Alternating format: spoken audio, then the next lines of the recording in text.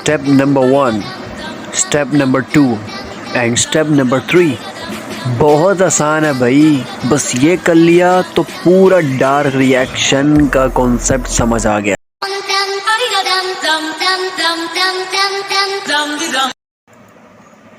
अस्सलामुअलैकुम स्टूडेंट्स। सो आज की इस वीडियो में हम बात करेंगे डार्क रिएक्शन के बारे में कि डार्क रिएक्शन होता क्या है। ठीक है, तो ये मैंने नोट्स, हैंड रिटन नोट्स आपके लिए, आपकी आसानी के लिए बनाए हैं। ठीक है, तो बिना कोई टाइम वेस्ट के हम स्टार्ट करते हैं डार्क रिएक्शन को। डार्क रिएक्शन को हम कहते हैं लाइट इंडिपेंडेंट फेज रिएक्शन। ठीक है, अब इसके मुतालिक कुछ इंपॉर्टेंट पॉइंट्स हैं जिसको समझना आप लोगों के लिए बहुत ज़रूरी, तो मैं वो यहाँ पे डिस्कस करूँगा।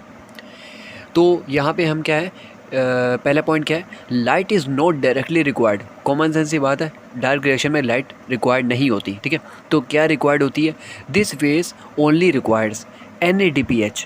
NADPH रिक्वायर्ड होता है ATP और CO2 यानी कार्बन डाइऑक्साइड।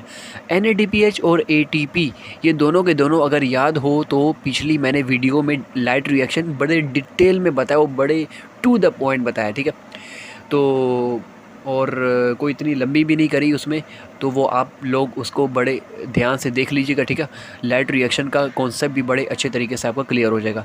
तो प्रोडक्ट ऑफ लाइट रिएक्शन ये दोनों के दोनों है। ठीक है, this phase can occur at night but generally occur in day time.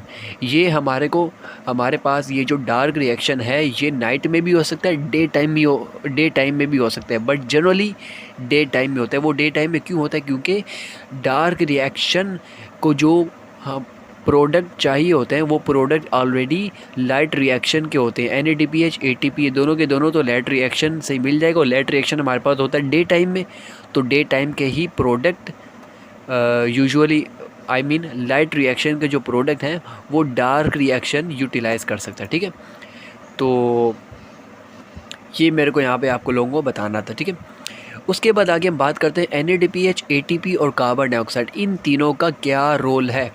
NADPH क्या करता है, NADPH लाइट रिएक्शन में it is use to reduce carbon dioxide, ये कार्बन डाइऑक्साइड को रिड्यूस करता है। ठीक है, यानी कि कार्बन डाइऑक्साइड की रिडक्शन करता है। ATP it is use to provide energy या it is use to incorporate energy, एक ही बात है। Carbon dioxide at the end, carbon dioxide is converted into triose phosphorylated carbohydrate that is G3P। G3P से मुराद है glucose 3 phosphate. ठीक है, glucose 3 phosphate या फॉस्फोग्लाइसर एल्डिहाइड। ठीक है, ये इसका पूरा नाम है। अच्छा, G3P या PGAL दोनों की टर्मिनोलॉजी एक ही है, और कार्बन डाइऑक्साइड जब हमने यहाँ पे बात की ना रिड्यूस होता है, तो यही कार्बन डाइऑक्साइड जब रिड्यूस होता है तो बनाता है ग्लूकोज। ठीक है, अच्छा, डार्क रिएक्शन को हम कहते हैं केल्विन साइकिल या C3 साइकिल या C3 पाथवे। क्यों कहते हैं ये आगे हम आपको इसकी जब साइकिल की डिटेल करेंगे तब बताएंगे। अच्छा, in some plants in addition to C3 pathway another metabolic pathway involve called C4 pathway, या C4 पाथवे को एक साइंटिस्ट ने डिस्कवर किया था, उसका नाम है हैच स्लैग साइकिल। ठीक है, कुछ प्लांट्स में C3 पाथवे के साथ साथ एक और पाथवे, मेटाबॉलिक पाथवे भी इन्वॉल्व होता है, उसका नाम है C4 पाथवे। ठीक है, C3 पाथवे में सिर्फ और सिर्फ C3 साइकिल इन्वॉल्व होती है, और C4 प्लांट्स में C3 के साथ साथ C4 साइकिल भी इन्वॉल्व होती है। अभी हम बात करते हैं ये साइकिल है क्या। C3 साइकिल को हम कहते हैं केल्विन साइकिल। ये है क्या, Calvin cycle a series of metabolic reactions in which carbon dioxide is reduce to produce G3P। इसमें एक सीरीज़ ऑफ मेटाबॉलिक रिएक्शन है जिसके नतीजे में कार्बन डाइऑक्साइड क्या होती है, रिड्यूस हो जाती है, और क्या बनता है प्रोडक्ट, फाइनल प्रोडक्ट G3P बनता है। ठीक है, और केल्विन साइकिल को डिस्कवर किसने किया था, मेल्विन केल्विन ने। इसमें 3 फेसेस हैं, carbon fixation, reduction of carbon dioxide acceptor. Carbon dioxide acceptor हमारे पास क्या है, RUBP, राइबोलोज बिसफॉस्फेट। तो ये है उसकी डायग्राम जो आप अपनी स्क्रीन पे देख सकते हैं, फेज़ नंबर 1, फेज़ 2 और ये फेज़ 3। ठीक है, इन सब की डिटेल अभी मैं आगे बताता हूँ आपको। तो फेज़ नंबर 1 है carbon fixation. It is called carbon fixation because the carbon of inorganic compound, ये आपको पता होगा कार्बन डाइऑक्साइड इनऑर्गेनिक है, ज़रूरी नहीं कि इसमें कार्बन है तो ये ऑर्गेनिक होगा, कुछ एक्सेप्शन है ऑर्गेनिक कंपाउंड्स में। तो एक्सेप्शन कार्बोनेट्स, बाइकार्बोनेट्स और कार्बन डाइऑक्साइड, ये तमाम के तमाम इनऑर्गेनिक है। तो इसमें inorganic becomes the part of organic compound, जब भी हम इसको कहते हैं कार्बन फिक्सेशन। और ऑर्गेनिक कंपाउंड यहाँ पे क्या है, RUBP, ठीक है, राइबोलोस बिसफॉस्फेट।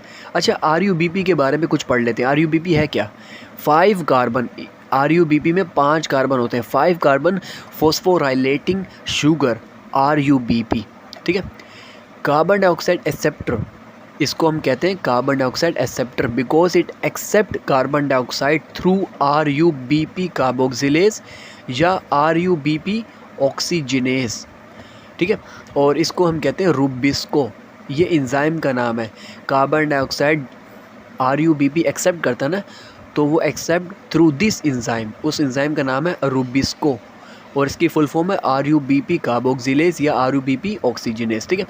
इनिशियली सबसे पहले क्या बनता है, 3 intermediate molecule of 6 carbon are form, 3 molecules बनते हैं 6 कार्बन के, 6 कार्बन के मतलब 3, 6 और 6 टोटल हो गए 18, ठीक है। 3 इंटरमीडिएट मॉलिक्यूल ऑफ 6 कार्बन बनते हैं, but these are unstable, so each 6 carbon breaks down to form 2 molecule of 3 PGA, ठीक है। और ये 3 कार्बन कंपाउंड है। देखो 6 कार्बन 6 कार्बन 6 कार्बन के 3 मॉलिक्यूल बनते हैं, और ये 6 कार्बन जो है ना मॉलिक्यूल, ये बहुत अनस्टेबल है, तो ये 2 मॉलिक्यूल में टूट जाएगा, ठीक है। 6 कार्बन 2 मॉलिक्यूल में, तो एक मॉलिक्यूल 3 कार्बन का होगा, दूसरा भी 3 कार्बन का होगा, तो वो 3 कार्बन वाला है PGA। PGA क्या है, फॉस्फोग्लाइसरिक एसिड या फॉस्फोग्लाइसरेट, ठीक है। तो मेरी इस वीडियो को दोबारा से देख लोगे तो दोबारा आप लोगों को समझ आ जाएगा, ठीक है। तो ये 2 मॉलिक्यूल में टूटता है, each 6 carbon, 2 molecule of 3 PGA। अच्छा, ये PGA क्या है, a phosphorus compound with 3 carbon atoms, understood है। As the first compound in Calvin cycle is 3 PGA, ये फर्स्ट कंपाउंड प्रोड्यूस होता है केल्विन साइकिल में। देखो सबसे पहले यही कन्वर्ट हुआ है ना 6 कार्बन से 3 PGA, तो ये 3 PGA क्या है, 3 कार्बन कंपाउंड। ये PGA हमारे पास क्या है, 3 कार्बन कंपाउंड, जब भी हम केल्विन साइकिल को कहते हैं C3 साइकिल, ठीक है। दूसरा स्टेप है फेस नंबर 2, रिडक्शन। ये थोड़ा ब्लर है, आई होप आप लोगों को समझ आ जाएगा। तो इसमें क्या है कि वो जो PGA 3 PGA यानी कि 3 फॉस्फोग्लाइसरिक एसिड जो बना था, वो ATP, यहाँ ATP देखो ये टूट रहा, यानी कि डीफॉस्फोराइलेशन हो रही है ADP में और PI में। ये PI यानी कि फॉस्फेट और 3 PGA दोनों मिलकर बनाता है PGAP या 1,3-bis PGA, ठीक है। PGAP या 1,bis PGA।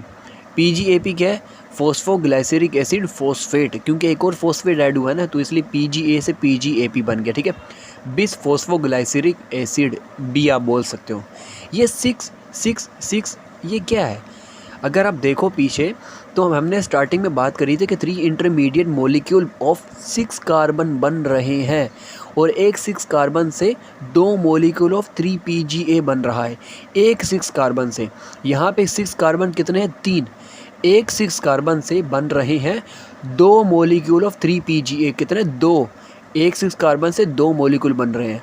तो दूसरे 6 कार्बन से 4 और तीसरे 6 कार्बन से 6, तो ये 6 यहाँ पर इसी वजह से आया है, ठीक है। ये 6 आगे चलता रहेगा, और फाइनली हमारे पास क्या बन गया, G3P या PgAl। और ये कैसे बना कि यहाँ पे NADPH, यहाँ पर इसके बाद जो ये वाला स्टेप है, यहाँ पे क्या हुआ, NADPH ब्रेक हुआ इनटू NADP पॉजिटिव और H पॉजिटिव में। ये H पॉजिटिव यहाँ पर ऐड हुआ है, यानी कि रिडक्शन हुई है। तो क्या हो गया, PGAP से बन गया PgAl, फॉस्फोग्लाइसरिक एसिड, ठीक, एल्डिहाइड, सॉरी फॉस्फोग्लाइसर एल्डिहाइड या ग्लाइसर या ग्लूकोज 3 फॉस्फेट, ठीक है।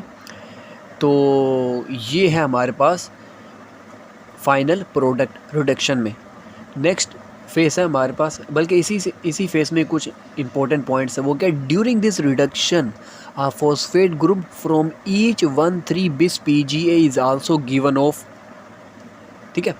यहाँ पे क्या बोल रहे थे कि यहाँ पर इस फेस में हमारे पास क्या हो रहा है, एक फॉस्फेट ग्रुप गिवन ऑफ यानी कि निकल रहा है। तो टोटल 6 मॉलिक्यूल ऑफ G3P बनेंगे। यहाँ पे क्या बनेगा, टोटल 6 मॉलिक्यूल ऑफ G3P बनेंगे ना एंड पे। इन्होंने भी ये बोला but only 1 is release from cycle and the rest 5 molecule are use to regenerate carbon dioxide acceptor. ये 5 मॉलिक्यूल से मुराद है कि 5 कार्बन उसमें मौजूद होंगे।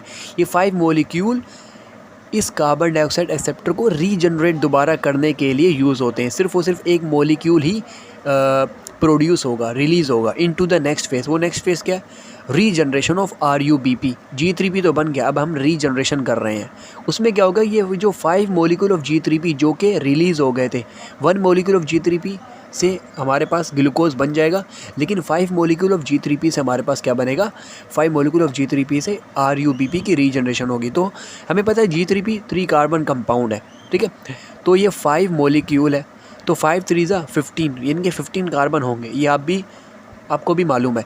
तो ये G3P मॉलिक्यूल क्या करता है, undergo series of reaction. Book में गिवन नहीं है कि कौन कौन से रिएक्शन हो रहे हैं, बस ये लिखा हुआ है अंडरगो सीरीज़ ऑफ रिएक्शन। और उससे क्या बनेगा, RUP। ये RUP क्या है, राइबोलोज फॉस्फेट। और ये RUP है 5 कार्बन।